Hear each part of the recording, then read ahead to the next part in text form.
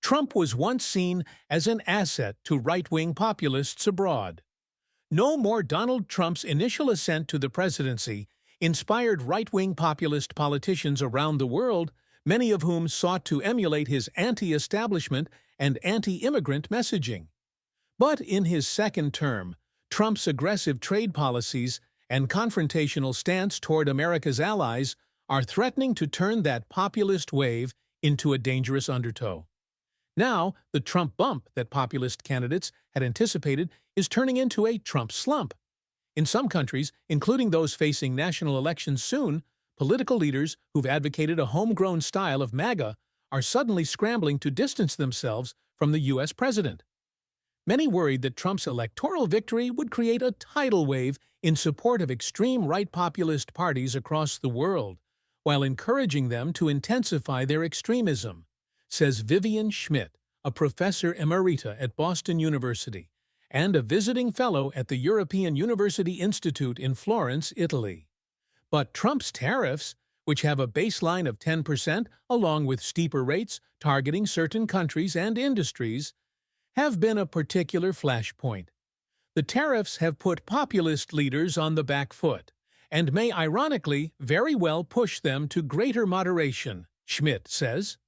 Take Pierre Poilievre, the leader of Canada's Conservative Party, who has embraced anti-establishment and anti-woke rhetoric, and has even been labeled Canada's Trump by some observers. In the lead-up to the country's elections next Monday, Poilievre's Conservatives initially surged, holding a commanding 45% to 22% lead in January over the governing Liberals of former Prime Minister Justin Trudeau, who stepped down last month. The exit of Trudeau, who had long been on thin ice with voters, was clearly a factor. But a Trump backlash is a major cause of the Conservatives' stalled momentum and a resurgence for the Liberals, observers say.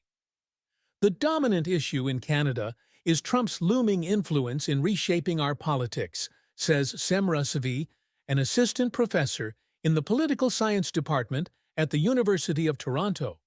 The electorate is looking for serious leaders with credible plans who can confront, not accommodate, the U.S. president, she says. Poilievre has largely abandoned his Canada First slogan, with its parallels to Trump's America First. As the U.S. president ramped up provocative talk about annexing Canada in the early weeks of his term, Poilievre pushed back, declaring, "Canada will never be the 51st state." Jennifer McCoy, a professor of political science at Georgia State University in Atlanta, has studied populist movements across the globe.